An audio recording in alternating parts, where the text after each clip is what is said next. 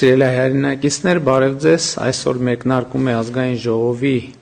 9-րդ գումարման առաջին նստաշրջանը, ավելի ճիշտ արդեն մեկնարկել է եւ Հայաստանի Հանրապետության Սահմանադրության 158-րդ հոդվածի համաձայն կառավարությունը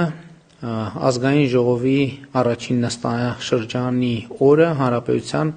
նախագահին է ներկայացնում իր հրաժարականը։ Եվ ես հիմա պատրաստվում եմ ստորագրել կառավարության հրաժարականը համաձայն Սահմանադրության 158-րդ հոդվածի, որը ուղղված է հանրապետության նախագահին։ Գրությունը հետևյալն է. մեծարգո պարոն նախագահ, հիմք ընդունելով Սահմանադրության 158-րդ հոդվածը, խնդրում եմ ընդունել կառավարության հրաժարականը։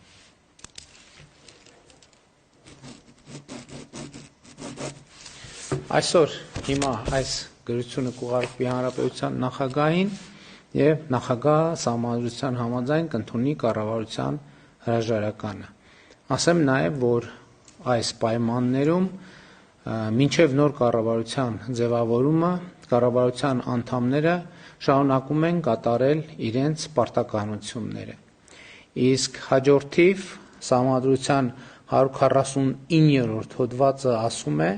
որ հանրապետության նախագահը նորընտիր ազգային ժողովի լիազորությունների ժամկետը սկսվելուց հետո անհապաղ վարչապետ է նշանակում խորհրդարանական մեծամասնության ներկայացրած թեկնածուին։ Այսօր խորհրդարանական մեծամասնությունը հանրապետության նախագահին կներկայացնի